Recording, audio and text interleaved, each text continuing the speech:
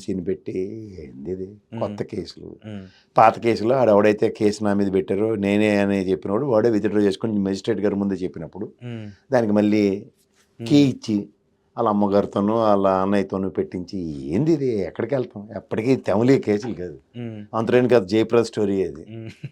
ఇవాళ పులి స్టాప్ పెట్టాను కానీ రేపు ఇంకో దరిద్రం స్టార్ట్ అవుతుంది అక్కడి నుంచి మొదలై అలా అలా ఎండ్ ఆఫ్ ద డే ఆ రెడ్ బుక్ రాజ్యాంగం ప్రకారం దే హ్యావ్ డిమార్కెడ్ సమ్ పీపుల్. కొన్నాళ్ళు నిన్నటి దాకా అయితే కులం అడ్డింది, ఇప్పుడు కులం లేదు, తొక్కలేదు, తోటకూర లేదు అనుకుని అందరినీ ఒకసారి అరెస్ట్ చేసి మామ అనిపించుకుంటారు అంతే. ఇప్పుడు సమాజ వర్గాలన్నీ రాజకీయాల్లో కులాలు మతాలు అవన్నీ పరిస్థితి ఉన్నాయా? ఆ ఎడ్డిమాలో కులం జగన్మోహన్ రెడ్డి కులం చూడడం మతం చూడడం రాజకీయం చూడడం అని చెప్పి అందరికీ సంక్షేమాలు ఇచ్చుకున్నారు. వీళ్ళు కులమైనా తొక్కైనా తోటకూరైనా మొత్తం అందరినీ ఎత్తుకోదేస్తామని మొదలెట్టుకున్నారు, అంతకనే ఏం లేదు. ఓకే ఓకే రెండింటికి కంపారిజన్ ప్రజలు గమనిస్తారండి. 5 ఏళ్ళు ఓపి పట్టవలసిందే, ఏ చెత్త అయినా భరించవలసిందే, ఎవ్వరూ అతీతం కాదన్న విషయం తెలుసుకోండి అంతే. సో అంటే ఇప్పుడు ఒక పెద్ద హోదాలో ఉన్నటువంటి చంద్రబాబు నాయుడు గారికి తెలియకుండా ఇవన్నీ జరిగింది. ఎందుకంటే గతంలో కూడా ఆయనకి అరెస్టులకు సంబంధించి ఎలాంటి ఇబ్బందులు పడ్డారు ఏంటనేది కూడా ఆయనకు తెలుసు కదా. ఇవి రాజకీయంగా ఏ దానికి ఇంపాక్ట్ అవుతాయి ఆయనకి తెలుసు కదా. ఇప్పుడు ఆయనకి ఆయన సామర్థ్యంతో ఇవాళ నడుస్తోంది రాజకీయం అంటే మాత్రం ఎవడైనా నమ్మొచ్చు, కానీ నేనైతే నమ్మను. ఓకే, ఎందుకంటే original ability and capability of Chandrababu Naidu గారు ఈ తరహా రాజకీయం చేయరు. ఆయన పందా వేరు, ఆయన నడవడిక వేరు, ఆయన కోడ్ ఆఫ్ కండక్ట్ వేరు. ఇక్కడ ఏంటంటే ఇది is in the clusters of Lokesh. ఆ క్లస్టర్స్లో రాజకీయం ఎలా నడుస్తుందంటే ఆయన పందాలో నడుస్తుంది.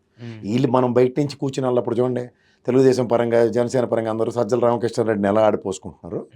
ఇలా ఆడిపోసుకునే సామర్థ్యం వైఎస్ఆర్సీపీ వాళ్ళకి లేక వీళ్ళు ఖచ్చితంగా లోకేష్ గారి ఆధ్వర్యంలో జరుగుతున్న రాజకీయాన్ని వాళ్ళు ఎండగట్టలేకపోతున్నారు, అంతకన్నా ఇంకేం లేదు. రెండింటికి పెద్ద తేడా ఏం లేదు. సో అయితే ఖచ్చితంగా డివైడెన్స్ ఉందన్నమాట. ఉందండి, లేకపోతే ఇప్పుడు 14 సంవత్సరాలు ముఖ్యమంత్రిగా చేసిన చంద్రబాబు నాయుడు గారి గురించి ఎవరికి తెలీదు, ఆయన పద్ధతి ఏంటో తెలీదా?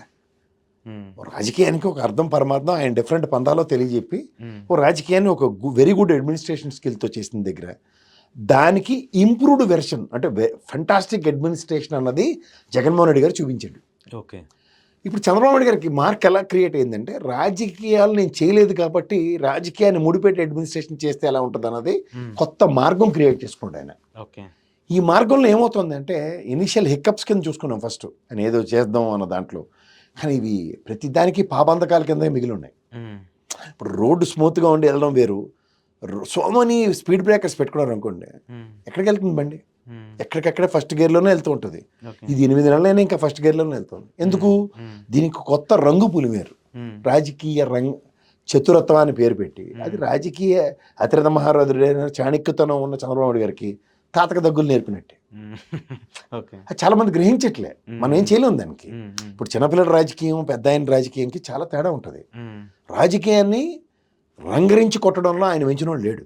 There are lot of incidents and stanzas original పందా ఆఫ్ చంద్రబాబు గురి గురించి. 14 ఏళ్ళ ముఖ్యమంత్రిగా ఆయన చేసిన పనులు చాలా మందికి తెలుసు, ఇలా ఎప్పుడు చేయలేదు ఆయన.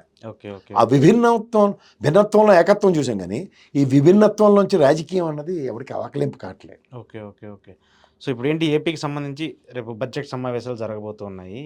రఘురామకృష్ణరాజు గారు పెద్ద కాల్ ఇచ్చారు, రాకపోతే సస్పెండ్ చేస్తాము, ఎమ్మెల్యేలకు సంబంధించి కావచ్చు, వాళ్ళకి సంబంధించి ఏదైతే ఉంటో సభ్యత్వాన్ని రద్దు చేస్తామని చెప్పేసి. ఎలా చేస్తారండి? 60 రోజులు దానికి బేర్ మినిమం టైం ఉంటుంది. 60 డేస్లో ఒక రోజు అటెండెన్స్ పెడితే చాలు. ఈ గేట్ పెట్టుకోవచ్చు సంతకం పెట్టి వెళ్ళినా వీళ్ళు ఏమీ చేయలేరు. ఆ మ్యాండేట్ రూల్ ఏం లేదు, లోపల కూర్చుని గంటల కూర్చుని చావాలి ఇలాంటివి ఏం లేదు. బడ్జెట్ మొదటి రోజు వస్తారండి, ఆ రోజు ఏం ఆర్గ్యుమెంట్స్ ఉండవు కదా, ఓన్లీ చదవడమే పోయాలి కేసగారు బోలోమని. ఆ రోజు వచ్చి కూర్చుని పోయాడు అనుకోండి, ఏడు చేస్తారు వీళ్ళు, ఇంకో 60 రోజులు బెచ్చేట ఆడుకోవడమే. ఎందుకు అనవసరమైన విషయాలు? వాళ్ళతో ఏమైనా అయితే చెప్పమానండి, వాళ్ళతో కాని విషయాలు ఎందుకు అనవసరంగా ఊరికే ఓవర్ యాక్షన్లు తప్ప. ఎగ్జిస్టెన్స్ కోసం ఎప్పుడు పోరాడకండి. స్ట్రగుల్ ఫర్ ఎగ్జిస్టెన్స్ గురించి విన్నాం, కానీ రాజకీయాల్లో ఎగ్జిస్టెన్స్ ఏంటండి? మీరు ఎంత అయినా సరే మిమ్మల్ని ఉండి టికెట్ ఇచ్చి మరీ గెలిపించారు, రాజకీయం చేయండి. డిప్యూటీ స్పీకర్ హోదాలో ఉన్నారు, కంటిన్యూ చేయండి, ఏమవుతుంది?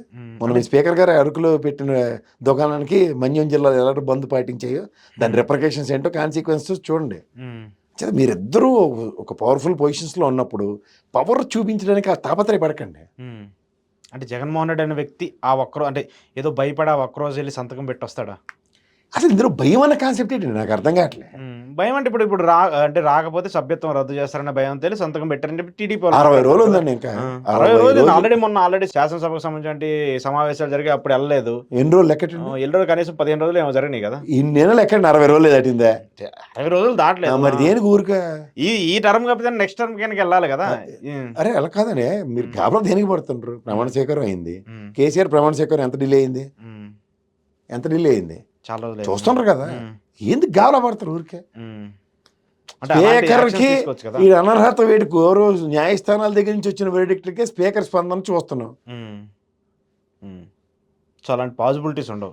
ఇవ్వకమానండి ఊరికే టైం వేస్ట్ కార్యక్రమాలు. ఈ తపెల స్థానంలో గంటల టైం వేస్ట్ చర్చించుకోవాలి. సార్. ఇప్పుడు వాళ్ళు డైరెక్ట్ ఇప్పుడు మీడియా ఏం చెప్తుంది, జగన్ రాజీనామా, లేదంటే పులివెందులకు బై ఎలక్షన్స్, లేదంటే డైరెక్ట్ గా రఘురామకృష్ణరాజు గారు చెప్తారు, రాకపోతే అక్కడ పెట్టేసేస్తాము, సభ్యత్వం రద్దు చేస్తాము, పులివెందులో లేదంటే 11 మంది సంబంధిస్తే వాళ్ళకి బై ఎలక్షన్స్ పెడతామని చెప్తారు. ఎలక్షన్స్ పెడతారు కదా, దాని లెక్కలు దానికి ఉంటాయి, దీని లెక్కలు వెళ్ళుకుంటాయి. నీకు ఆవేశం అంటే అవతలకి ఉంటుందా? ఓకే. సో వాళ్ళ స్ట్రాటజీలో వాళ్ళు ఉన్నారు. ఉండకేమవుతుంది సార్, ఎవరికైనా తాపాటి వ్యాపారాలు లేకుండా వాడు ఉండడు కదా. ఓకే. మీరు గుడ్డి చేలు పండుగ మాజీ ముఖ్యమంత్రి అయినా ఆ పాటే